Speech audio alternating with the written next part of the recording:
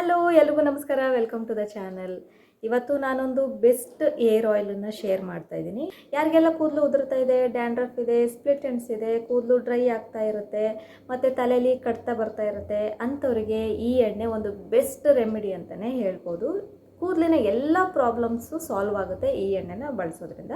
But ಸ್ವಲ್ಪ strong ಆಗಿರುತ್ತೆ. ಅದನ್ನು ಯಾವ ರೀತಿ ಯೂಸ್ ಮಾಡಬೇಕು ಅನ್ನೋದನ್ನು ವಿಡಿಯೋನ ಪೂರ್ತಿಯಾಗಿ ನೋಡಿದ್ರೆ ನಿಮಗೆ ಅರ್ಥ ಆಗುತ್ತೆ.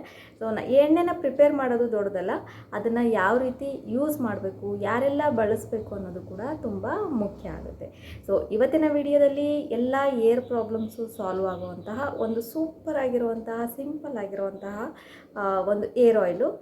ಸೊ ಇದರಲ್ಲಿ ನಾನು ಯಾವೆಲ್ಲ ಇಂಗ್ರೀಡಿಯೆಂಟ್ಸನ್ನು ಬಳಸ್ತೀನಿ, ಹೇಗೆ ಪ್ರಿಪೇರ್ ಮಾಡ್ತೀನಿ, ಯಾವ್ಯಾವ ಆಯಿಲನ್ನು ನಾನು ಆ್ಯಡ್ ಮಾಡ್ತೀನಿ ಅನ್ನೋದನ್ನು ಕೂಡ ನಾನು ತಿಳಿಸ್ತಾ ಹೋಗ್ತೀನಿ.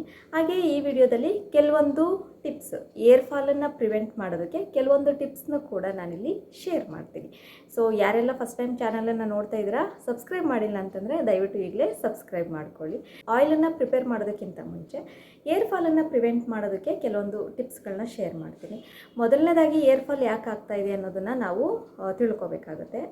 ಮೊದಲನೇದಾಗಿ ತಲೆಯಲ್ಲಿ ಡ್ಯಾಂಡ್ರಫ್ ಇದ್ದರೆ, ಸ್ಕ್ಯಾಲ್ಪ್ ಇನ್ಫೆಕ್ಷನ್ ಆಗಿದ್ರೂ ಕೂಡ ಏರ್ ಫಾಲ್ ಆಗುವಂಥ ಚಾನ್ಸಸ್ ಇರುತ್ತೆ. ಫಸ್ಟ್ ಅದನ್ನು ನಾವು ಟ್ರೀಟ್ ಮಾಡ್ಕೋಬೇಕು.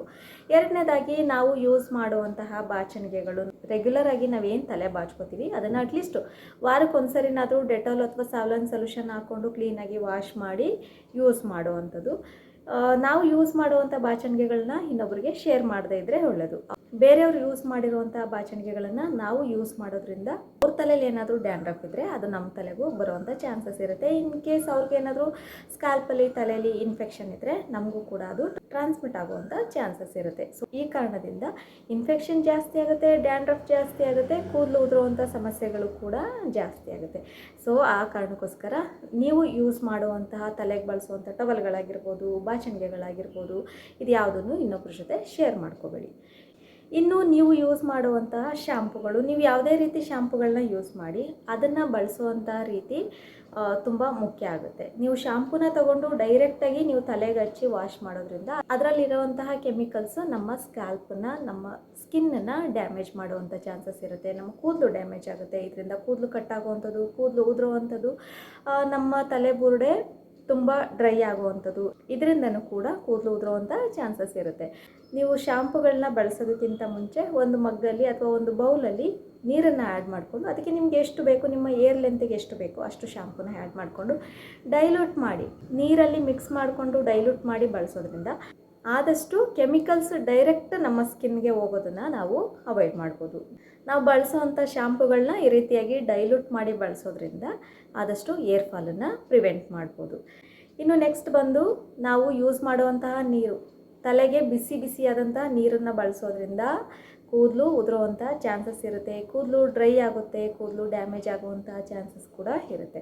ಆದಷ್ಟು ಉಗುರು ಬೆಚ್ಚಗಿರುವಂಥ ನೀರು, ತಣ್ಣೀರನ್ನು ಬಳಸಿದ್ರೆ ಇನ್ನೂ ಒಳ್ಳೆಯದು.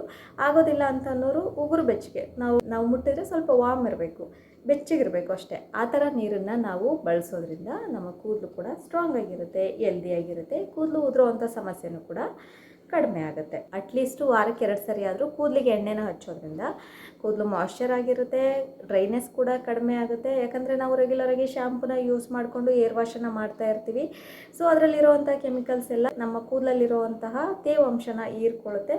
ಇದು ಕೂದಲು ಡ್ರೈ ಆಗುವಂಥದ್ದು, ಕೂದಲು ತುಂಡಾಗುವಂಥದ್ದು, ಕಟ್ಟಾಗುವಂಥದ್ದು ಈ ರೀತಿ ಎಲ್ಲ ಆಗುತ್ತೆ. ಸೊ ಆದಷ್ಟು ವಾರದಲ್ಲಿ 1-2 ಸರಿ ಆದರೂ ನಿಮ್ಮ ಇಷ್ಟದ ಎಣ್ಣೆಗಳು, ಆದಷ್ಟು ಮನೆಯಲ್ಲೇ ಪ್ರಿಪೇರ್ ಮಾಡಿರುವಂತಹ ಹರ್ಬಲ್ ಆಯಿಲ್ಗಳನ್ನು ಬಳಸೋದು ಒಳ್ಳೆಯದು. ವಾರದಲ್ಲಿ 2-3 ಸರಿ ನೀವು ಕೂದಲಿಗೆ ಎಣ್ಣೆ ಹಚ್ಚೋದ್ರಿಂದ ಕೂದಲು ಡ್ರೈನೆಸ್ ಕಡಿಮೆ ಆಗುತ್ತೆ, ಕೂದಲು ಮಾಯ್ಶ್ಚರ್ ಆಗಿರುತ್ತೆ, ಶೈನಿಂಗ್ ಆಗಿ ಕೂಡ ಇರುತ್ತೆ. ಇನ್ನು ಮೇಯ್ನಾಗಿ ತಲೆಗೆ ಮಸಾಜ್ ಮಾಡುವಂಥದ್ದು, ದಿನಕ್ಕೆ 2 ಸರಿ ಅಂತೆ ನಮ್ಮ ತಲೆನ ಮಸಾಜ್ ಮಾಡೋದ್ರಿಂದ ಬ್ಲಡ್ ಸರ್ಕ್ಯುಲೇಷನ್ ಚೆನ್ನಾಗಾಗುತ್ತೆ, ರೂಟ್ಸ್ ಸ್ಟ್ರಾಂಗ್ ಆಗುತ್ತೆ. ಸೊ ಕೂದಲು ಉದುರೋದು ಕಡಿಮೆ ಆಗುತ್ತೆ. ನಾವು ಯಾವತ್ತೂ ಮಸಾಜ್ ಮಾಡಬೇಕಾದ್ರೆ ಫಿಂಗರ್ ಟಿಪ್ಗಳನ್ನಷ್ಟೇ ಬಳಸಬೇಕು. ಈ ತುದಿ ಬೆರಳುಗಳನ್ನಷ್ಟೇ ನಾವು ಬಳಸಿ ಮಸಾಜ್ ಮಾಡುವಂಥದ್ದು. ಈ ರೀತಿಯಾಗಿ ಉಜ್ಜೋದಾಗಲಿ ಈ ಥರ ಎಲ್ಲ ಮಾಡೋದಾಗಲಿ ಮಾಡಬಾರ್ದು. ಬೆರಳ ತುದಿಯಿಂದ ನಿಧಾನವಾಗಿ ಮಸಾಜ್ ಮಾಡ್ಬೋದು. ನಿಧಾನವಾಗಿ ಮಸಾಜ್ ಮಾಡಬೇಕಾಗುತ್ತೆ. ಅಟ್ಲೀಸ್ಟ್ 5 ನಿಮಿಷ, ಬೆಳಗ್ಗೆ 5 ನಿಮಿಷ, ರಾತ್ರಿ ಮಲಗೋದಕ್ಕಿಂತ ಮುಂಚೆ 5 ನಿಮಿಷ. ಈ ರೀತಿ ಮಾಡೋದ್ರಿಂದ ನಮ್ಮ ಕೂದಲ ಬುಡಕ್ಕೆ ರೂಟ್ಸಿಗೆ ಚೆನ್ನಾಗಿ ಬ್ಲಡ್ ಸರ್ಕ್ಯುಲೇಷನ್ ಆಗುತ್ತೆ. ಬ್ಲಡ್ ಸರ್ಕ್ಯುಲೇಷನ್ ಚೆನ್ನಾಗಾದಾಗ ಕೂದಲ ಬೆಳವಣಿಗೆ ಚೆನ್ನಾಗಾಗುತ್ತೆ. ಕೂದಲು ಉದುರಿರೋವಂಥ ಜಾಗದಲ್ಲಿ ಹೊಸದಾಗಿ ಕೂದಲು ಬೆಳೆಯೋದಕ್ಕೆ, ಕೂದಲು ಹುಟ್ಟೋದಕ್ಕೆ ಸಹಾಯ ಆಗುತ್ತೆ. ಇನ್ನು ಕೆಲವ್ರು ಮಾಡೋ ಮಿಸ್ಟೇಕ್ ಏನು ಅಂತಂದರೆ, ಕೂದಲು ಉದುರುತ್ತೆ ಅಂತಲೇ ವಾರಕ್ಕೊಂದು ದಿನ ಏರ್ ವಾಶನ್ನ ಮಾಡ್ತಾರೆ. ಸೊ ಅದು ನಾವು ಮಾಡುವಂಥ ದೊಡ್ಡ ತಪ್ಪು. ವಾರಕ್ಕೊಂದ್ಸರಿ ಏರ್ ವಾಶನ್ನ ಮಾಡೋದ್ರಿಂದ ಅಲ್ಲಿ ನಾವು ಆಚೆ ಓಡಾಡ್ತಾ ಇರ್ತೀವಿ, ಧೂಳು, ಕೊಳೆ, ಸ್ವೆಟ್ಟು, ಬೆವರು ಎಲ್ಲ ಏನಿರುತ್ತೆ ಅದೆಲ್ಲ ನಮ್ಮ ಕೂದಲ ಬುಡದಲ್ಲಿ ಕಲೆಕ್ಟ್ ಆಗುತ್ತೆ. ನಮ್ಮ ಸ್ಕಾಲ್ಪ್ ಇನ್ಫೆಕ್ಷನ್ ಆಗೋವಂಥದ್ದು, ಡ್ಯಾಂಡ್ರಫ್ ಆಗೋವಂಥದ್ದು ಇದೆಲ್ಲ ಜಾಸ್ತಿ ಆಗುತ್ತೆ. ಒಂದು ಸರಿ ಡ್ಯಾಂಡ್ರಫ್ ಸ್ಟಾರ್ಟ್ ಆದರೆ ಅದು ಕ್ಲಿಯರ್ ಆಗಬೇಕು ಅಂತಂದರೆ ತುಂಬ ಟೈಮ್ ತೊಗೊಳುತ್ತೆ. ಸೊ ವಾರಕ್ಕೆ ಅಟ್ಲೀಸ್ಟು 2 ರಿಂದ 3 ಸರಿನಾದರೂ ಏರ್ ವಾಶನ್ನು ಮಾಡಿ. ಏರ್ ವಾಶ್ ಮಾಡೋದಕ್ಕಿಂತ ಮುಂಚೆ ಕೂದಲಿಗೆ ಆಯಿಲನ್ನು ಅಪ್ಲೈ ಮಾಡಿ ನಂತರ ಏರ್ ವಾಶನ್ನು ಮಾಡಿ. ತಲೆ ಸ್ನಾನ ಮಾಡೋದಕ್ಕಿಂತ ಮುಂಚೆ ಚೆನ್ನಾಗಿ ಆಯಿಲನ್ನು ಅಪ್ಲೈ ಮಾಡಿ, ರಾತ್ರಿ ಪೂರ್ತಿ ಅಪ್ಲೈ ಮಾಡಿ ಹಾಗೆ ಬಿಟ್ಟು ನೆಕ್ಸ್ಟ್ ಡೇ ವಾಶ್ ಮಾಡ್ಬೋದು. ಅಥವಾ 1 ಅವರ್ 2 ಅವರ್ ಮುಂಚೆ ಅಪ್ಲೈ ಮಾಡಿ ಏರ್ ವಾಶನ್ನು ಮಾಡುವಂಥದ್ದು. ವಾರದಲ್ಲಿ ಅಟ್ಲೀಸ್ಟ್ 2 ಸರಿನಾದರೂ ಏರ್ ವಾಶನ್ನು ಮಾಡಿ. ದಯವಿಟ್ಟು ವಾರದ ತನಕ ಬಿಡಬೇಡಿ. ಇದರಿಂದ ಏರ್ ಫಾಲ್ ಸಮಸ್ಯೆ ಜಾಸ್ತಿ ಆಗುತ್ತೆ, ಡ್ಯಾಂಡ್ರಫ್ ಜಾಸ್ತಿ ಆಗುತ್ತೆ, ಇನ್ಫೆಕ್ಷನ್ ಆಗೋವಂಥದ್ದು, ಕೂದಲು ಉದುರೋವಂಥದ್ದು, ಸ್ಕ್ಯಾಲ್ಪ್ ಆಯಿಲಿ ಆಗೋದಕ್ಕೆ ಶುರುವಾಗುತ್ತೆ. ಇದರಿಂದ ಪ್ರಾಬ್ಲಮ್ಸು ಇನ್ನೂ ಜಾಸ್ತಿ ಆಗುತ್ತೆ. ವಾರಕ್ಕೆ 2 ರಿಂದ 3 ಸರಿ ಆದರೂ ಏರ್ ವಾಶನ್ನು ಮಾಡಿ.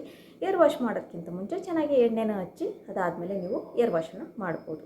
ಒಳ್ಳೆ ಪೋಷಕಾಂಶಗಳಿರುವಂತಹ ಆಹಾರನ ಸೇವನೆ ಮಾಡಿ. ನೀವು ಎಕ್ಸ್ಟರ್ನಲ್ಲಿ ಏನೇ ಅಪ್ಲೈ ಮಾಡಿದ್ರೂ ಕೂಡ ಇಂಟರ್ನಲ್ಲಿ ಹೆಲ್ದಿಯಾಗಿಲ್ಲ ಅಂತಂದರೆ ನೀವು ಏನೇ ಮಾಡಿದ್ರೂ ಕೂಡ ಯೂಸ್ ಇಲ್ಲ. ಎಕ್ಸ್ಟರ್ನಲ್ ಕೇರ್ ಕೂಡ ಬೇಕು, ಹಾಗೆ ಇಂಟರ್ನಲ್ ಕೇರ್ ಕೂಡ ತುಂಬ ಮುಖ್ಯ ಆಗುತ್ತೆ. ನಮ್ಮ ದೇಹ ಆರೋಗ್ಯವಾಗಿದ್ದರೆ ನಮ್ಮ ಕೂದಲು, ಸ್ಕಿನ್ನು ಎಲ್ಲ ಆರೋಗ್ಯವಾಗಿರುತ್ತೆ. ಸೊ ಸೊಪ್ಪು, ತರಕಾರಿಗಳು, ಹಣ್ಣುಗಳು, ಮೊಳಕೆ ಕಾಳುಗಳು ಇದನ್ನೆಲ್ಲ ಆ ಸೀಸನಲ್ಲಿ ಏನು ಸಿಗುತ್ತೆ ಅದನ್ನೆಲ್ಲ ಚೆನ್ನಾಗಿ ಸೇವನೆ ಮಾಡಬೇಕು. ಅದನ್ನೆಲ್ಲ ಚೆನ್ನಾಗಿ ತಗೊಳ್ಳುವಂಥದ್ದು.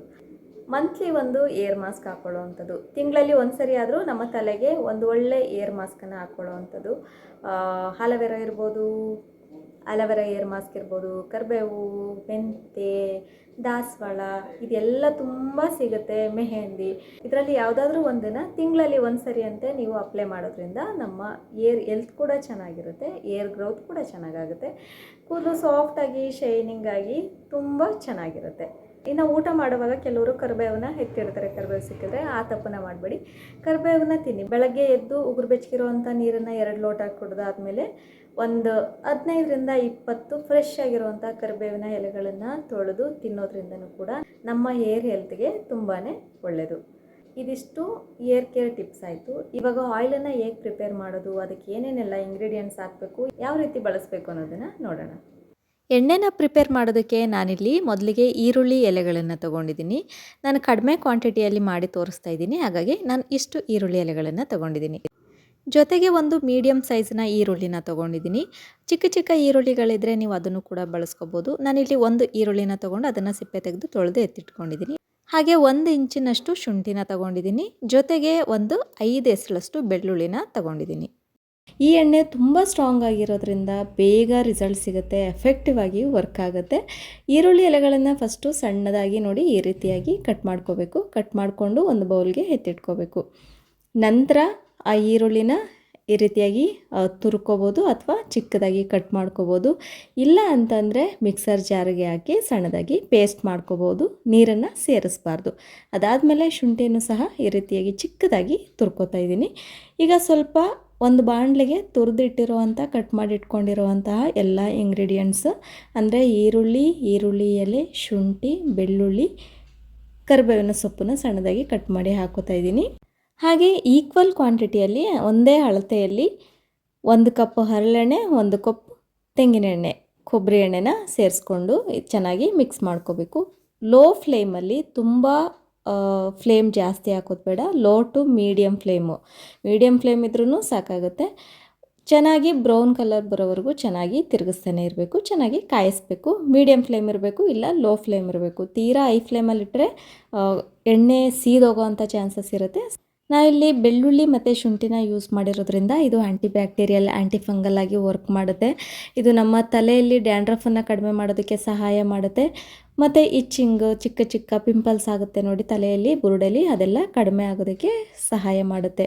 ಚೆನ್ನಾಗಿ ಕಾಯಿಸ್ಕೊಂಡಾದಮೇಲೆ ಸ್ವಲ್ಪ ತಣ್ಣಗಾದ್ಮೇಲೆ ಈ ಥರ ಒಂದು ಬಟ್ಟೆ ಮೇಲೆ ಹಾಕಿ ಅದನ್ನು ಸ್ಟ್ರೈನ್ ಮಾಡ್ಕೋಬೇಕು. ಇದಾದಮೇಲೆ ನಾವು ಯಾವ ರೀತಿ ಯೂಸ್ ಮಾಡ್ತೀವಿ ಅನ್ನೋದು ತುಂಬ ಮುಖ್ಯ ಆಗುತ್ತೆ. ಕೆಲವರು ಇದನ್ನು ಯೂಸ್ ಮಾಡಿ ಹಾಗೇ ತುಂಬ ಏರ್ ಫಾಲ್ ಆಯಿತು ಅಂತ ಹೇಳೋರು ಇದ್ದಾರೆ. ಸೊ ಹಾಗಾಗಿ ಇದನ್ನು ಯೂಸ್ ಮಾಡೋ ವಿಧಾನ ಕೂಡ ತುಂಬ ಮುಖ್ಯ ಆಗುತ್ತೆ. ನಂತರ ಇದಕ್ಕೆ ನಾನು ಚಿಕ್ಕ ಕ್ವಾಂಟಿಟಿಯಲ್ಲಿ ಮಾಡಿರೋದ್ರಿಂದ ಒಂದೇ ಒಂದು ವಿಟಮಿನ್ ಇ ಕ್ಯಾಪ್ಸೂಲನ್ನು ಹಾಕೋತಾ ಇದ್ದೀನಿ. ಈ ಕ್ಯಾಪ್ಸೂಲನ್ನು ಕಟ್ ಮಾಡಿ ಅದರಲ್ಲಿರುವಂಥ ಆಯಿಲನ್ನು ಸೇರಿಸ್ಕೋಬೇಕು. ಇದು ಗ್ರೀನ್ ಕಲರಲ್ಲೂ ಸಹ ಸಿಗುತ್ತೆ, ನೀವು ಅದನ್ನು ಕೂಡ ಯೂಸ್ ಮಾಡ್ಬೋದು. ಜಾಸ್ತಿ ಕ್ವಾಂಟಿಟಿಯಲ್ಲಿ ಮಾಡಿದಾಗ ನೀವು 1 2 3 ಈ ಥರ ವಿಟಮಿನ್ ಇ ಆಯಿಲ್ಗಳನ್ನು ಯೂಸ್ ಮಾಡ್ಬೋದು. ಇದನ್ನು ಅಪ್ಲಿಕೇಶನ್ ಮಾಡೋದು ಹೇಗೆ ಅಂದರೆ, ಫಸ್ಟು ಕೂದಲನ್ನು ಕ್ಲೀನಾಗಿ ಬಾಚ್ಕೋಬೇಕು. ಸಿಕ್ಕಿಲ್ಲದೆ ಇರೋ ರೀತಿ ನೀಟಾಗಿ ಬಾಚಿಕೊಂಡು ಪ್ರಿಪೇರ್ ಮಾಡಿರೋ ಎಣ್ಣೆನ ಡೈರೆಕ್ಟಾಗಿ ಅಪ್ಲೈ ಮಾಡೋಂಗಿಲ್ಲ, ಯಾಕಂದರೆ ತುಂಬ ಸ್ಟ್ರಾಂಗ್ ಇರೋದ್ರಿಂದ ನೀವು ಬೇರೆ ಎಣ್ಣೆ ಜೊತೆಗೆ ಮಿಕ್ಸ್ ಮಾಡಿ ಹಚ್ಬೋದು.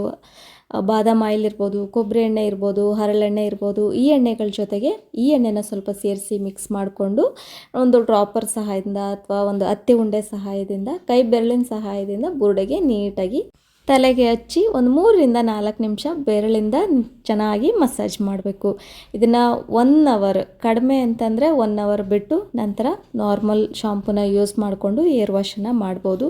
ಮೊದಲು ಕೆಲವರಿಗೆ ಕೂದಲು ಉದುರ್ಬೋದು, ಇದು ಅಡ್ಜಸ್ಟ್ ಆಗೋದಕ್ಕೆ ಸ್ವಲ್ಪ ಟೈಮ್ ತೊಗೊಳುತ್ತೆ. 1-2 ಅಪ್ಲಿಕೇಶನಲ್ಲಿ ಇದು ಸೆಟ್ ಆಗುತ್ತೆ. ಇವತ್ತಿನ ಈ ವಿಡಿಯೋ ನಿಮಗೆಲ್ಲರಿಗೂ ಇಷ್ಟ ಆಗಿದೆ ಅನ್ಕೋತೀನಿ. ಇಷ್ಟ ಆಗಿದ್ರೆ ಪ್ಲೀಸ್ ಲೈಕ್ ಮಾಡಿ, ಶೇರ್ ಮಾಡಿ, ಸಬ್ಸ್ಕ್ರೈಬ್ ಮಾಡೋದನ್ನು ಮರಿಬೇಡಿ.